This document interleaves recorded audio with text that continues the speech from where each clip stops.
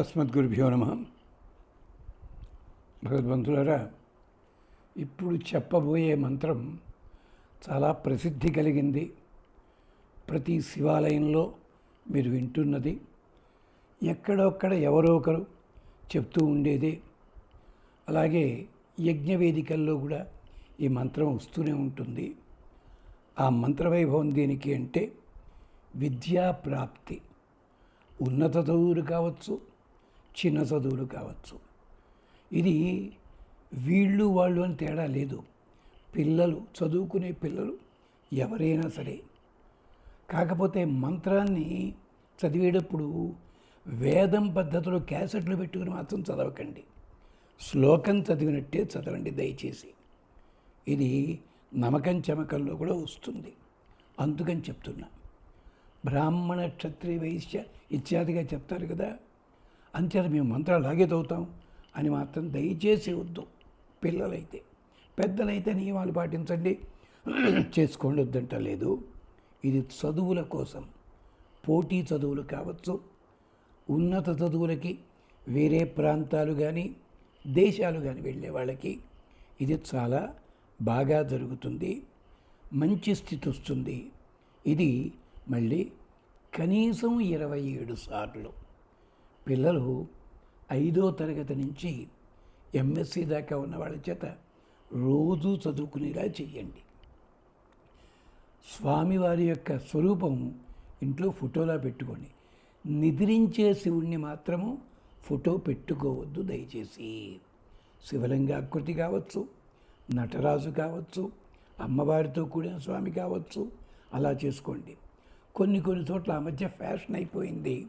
ఒక 15 ఏళ్ల కిందట శివుడు శయనించి ఉన్నట్టుగా ఉన్న పెద్ద క్యాలెండరు, పెద్ద పోస్టర్ పెట్టుకునేవారు. దయచేసి పరమశివుల వారు నిద్రపోతున్నట్టుగా ఉన్న దాన్ని మాత్రం ఉండకూడదు. ఎందుకంటే శయనించి ఉన్న మాధవుణ్ణి సేవించాలి తప్ప మిగిలిన వాళ్ళని కాదని శాస్త్రం ఉంది. పురాణాలన్నీ మొత్తుకుంటున్నాయి. అందుకనే పాలగడల్లో పడుకున్నట్టుగా ఉన్నవాడు అర్జునుడు వచ్చేసరికి ఇలాంటి వాళ్ళు చెప్పారు. పరమశివుల వారిని అలా సేవించకూడదు. అది గుర్తుపెట్టుకోండి. కావాలంటే మీరు శివ సంబంధమైన సాధనలు చేసిన ప్రముఖులు కొంతమంది ఉన్నారు కదా, వాళ్ళు ఏమిటి, విష్ణుమూర్తి పేరు చెప్పరు, మరొకటి పేరు చెప్పరు, ఎక్కడ దేవుడి పేరు చెప్పాల్సిన నారాయణ పరమేశ్వరుడు అంటారు వాళ్ళు. అది అంటే పరమశివుడి మీద అంత ప్రేమ. అంటే విష్ణు కథలు చెప్తున్నా, భాగవతం చెప్తున్నా, రామాయణం చెప్తున్నాడా, భగవంతుడి పేరు మామూలుగా చెప్పడానికి వాళ్ళకి ఓపిక ఉండదు. ఇంచేత ప్రతిదాన్ని పరమశివుల వారి పరంగా మంచిది, వాళ్ళ భక్తిది కాదనంటలేదు. అందుకని గుర్తుపెట్టుకోండి. సద్యోజాతం ప్రపద్యామి సద్యోజాతాయ వై నమః. భవే భవే నాతి భవే భజస్వమాం భవోద్భవాయ నమః. సద్యోజాతం ప్రపద్యే. సద్య జాతం, వెంటనే ఆవిర్భవించినవాడు. తలపులో ఉన్న దేవర కందుల ముందు నిలబడ్డాడు. సద్యోజాతం అంటే పశ్చిమ ముఖంగా ఉన్నటువంటి స్వామికి పేరు సద్యోజాతుడు. పశ్చిమ ముఖంగా ఉండడం అంటే సూర్యుడి పక్కనున్నాడు. సూర్యుడిని దర్శింపజేసేలాంటి దిక్కేది పశ్చిమ దిక్కు. అంటే ఎదురుకుండా ఉంటాడు సూర్యుడికి. అంటే కాంతిని కలిగించేవాడు ఆయనైతే కాంతిని దర్శింపజేస్తున్నాడు. ఈయన జ్ఞానమును దర్శింపజేసేవాడు సద్యోజాత.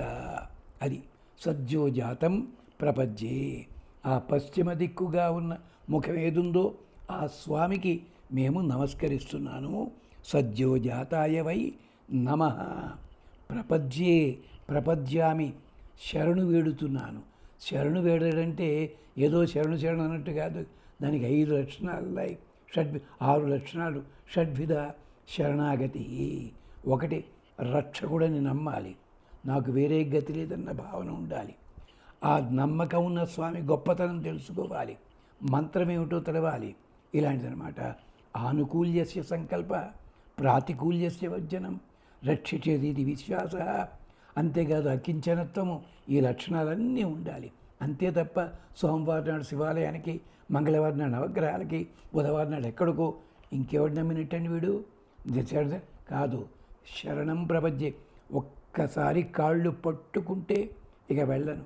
గజేంద్రుడు అదే అన్నాడు మొట ఎవ్వని చే జనించు లేవబోయాడు పెద్ద మనిషి ఎవ్వని ఎందుడిందు అన్నట్ట ఈయన కూర్చొని వాళ్ళు అవే ఎవ్వని అందుకని చివరికి ఏమన్నాడు వీటని మూలమైన వాడు ఆయన రమ్మనయ్యా ఆ స్త్రీమూర్తిని కాక అది శరణాగతి అంటే అలాగా చరణ ఆగతి సద్యోజాతం ప్రపద్యామి అందుకని ఆయన్ని నేను పట్టుకుంటున్నా వదిలిపెట్టను అన్యదైవము కొలువ నీరు పాదము విడువ సముద్రాల వారి పాట అది సద్యోజాతం ప్రపద్యే సద్యోజాతాయ వై నమః ఆయనకి కాకి ఎవరికి నమస్కరిస్తాను వై అంటే అవలీలగా చాలా సంతోషపడతాడు చేతులు రెండు జోడించేసరికి ఆనందపడిపోతాడు ఆయన అందుకని సద్యోజాతాయ వై నమః భవే భవే నాతి భవే నేను ప్రతి పుట్టుక ఎన్ని వందల పుట్టుకలు వచ్చినా అతి భవే ఈ పుట్టుకలు కూడా దాటిపోతాను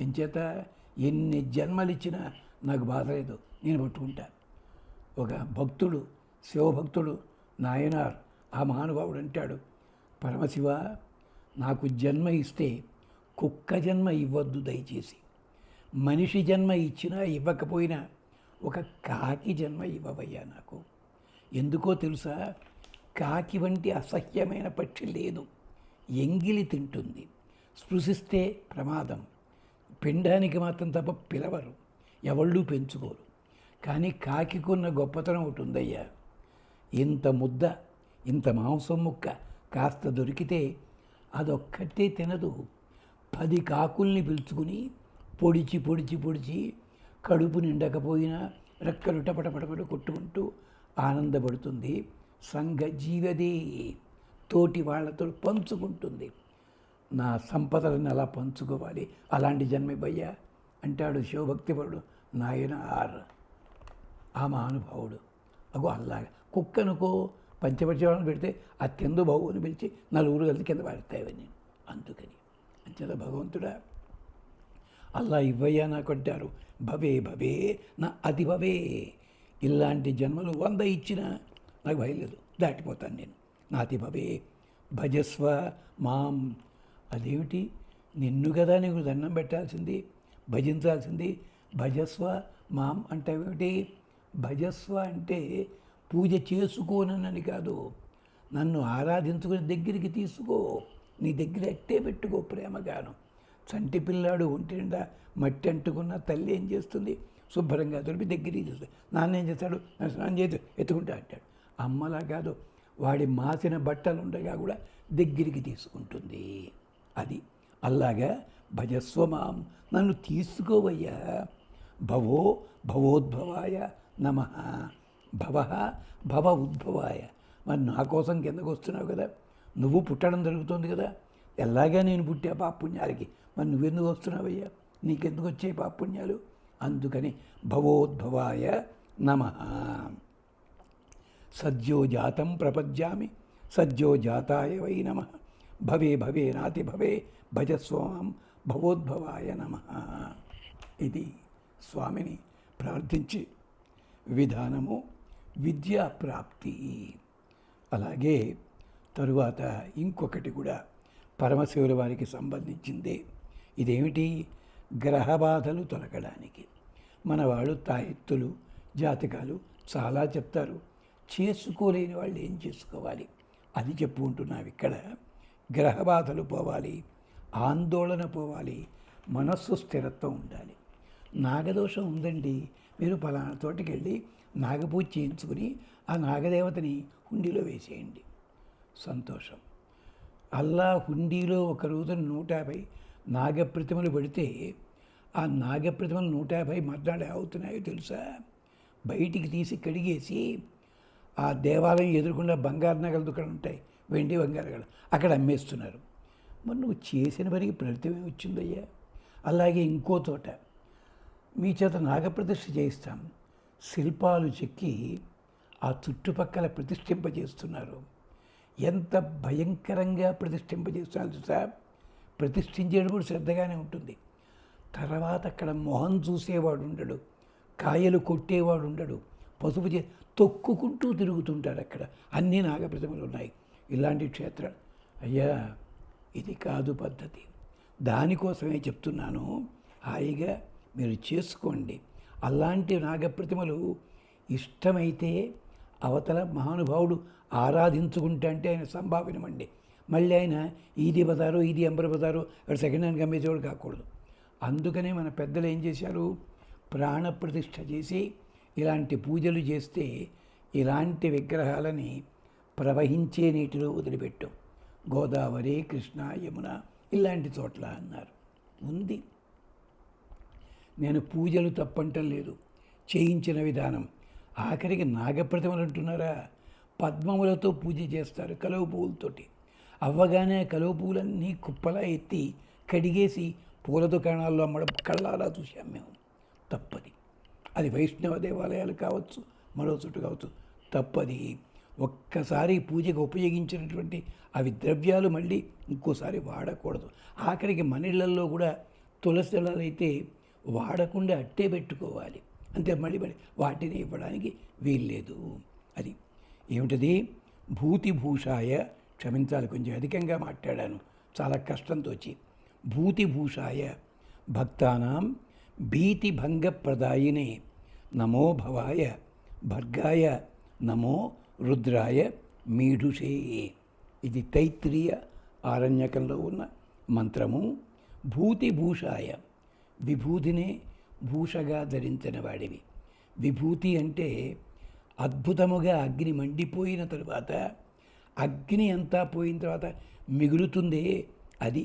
అంతే తప్ప చాలామంది అన్నట్టుగా రుద్ర ప్రాంతంలో దేవుడి రుద్రభూమిలో ఉన్నటువంటి శవ, అది వేరే కారణం చేత వచ్చింది. ఆ ఘోరీలు వాళ్ళంతా చేస్తారా పని. భూతిదంటే అర్థమది కాదు నాయన. ఋగ్వేదం చదవండి. భూతిభూషాయ భక్తానాం భీతిభంగప్రదాయనే అంటే అదే అని అలంకారం. భక్తానాం భీతిభంగప్రదాయనే, భక్తుల భీతినంత. అయితే నువ్వు వెళ్ళి కూర్చో శ్మశానం పక్కని, అదే ఒంటికి పూసు, అది చేయగలవా నువ్వు అంటే, నేను దేవుణ్ణి అది చేస్తావా నువ్వు, చేయగలవు అంటే ఏమిటి, దేవుడికైతే నీ ఇష్టం అంటే చెప్తా పట్టుకెళ్ళి, కానీ నువ్వు మాత్రం చేయవా, ఏం తెలివితేటలు రా బాబు. అందుకనే భూతి అంటే ఏదో తెలుసా అండి, ఆవు పేడకి షండ శబ్దము, దాని లోపల శివుడు ఉంటాడు. అది మనకి యజుర్వేదం ఏకాగ్నికాండ చెప్పింది. అందుకనే ఆవు పేడతో చేసిన పిడకలని సంక్రాంతి నాడు వదిలిపెడితే, పూజ చేస్తే అది మంటల్లో వేస్తే ఆ భూతి ధరించాలి, నియమం ఇది. ఎంత ఉంది కర్మ. చెప్పేవాళ్ళు లేరు, మేము వైష్ణవులు అయిపోయాం, చెప్తే వినేవాళ్ళు ఎవరు లేరు. భూతిభూషాయ భక్తాయ భీతిభంగప్రదాయినే నమో భవాయ భర్గాయ నమో రుద్రాయ మీఢుషే.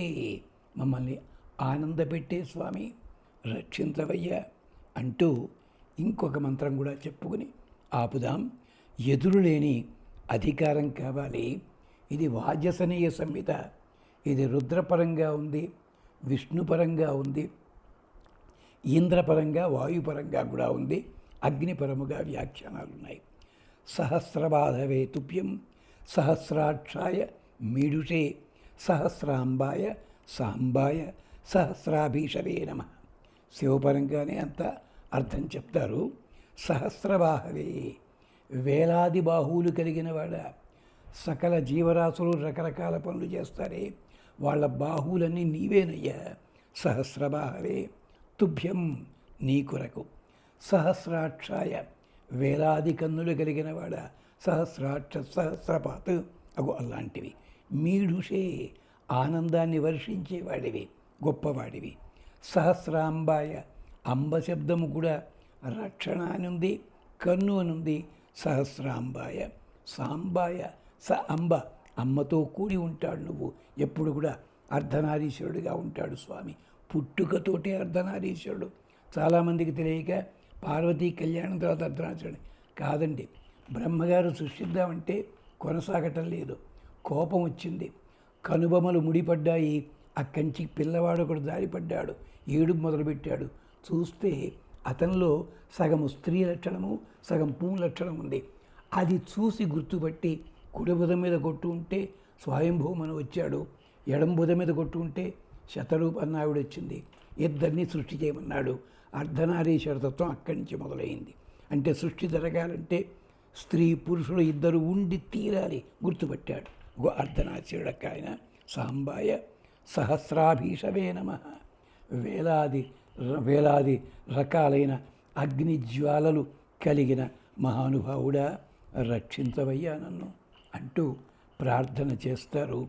తద్వారా ఎదురులేని అధికారం లభిస్తుంది అని జ్ఞాపకం చేస్తూ ప్రస్తుతానికి సెలవు తీసుకుందాం.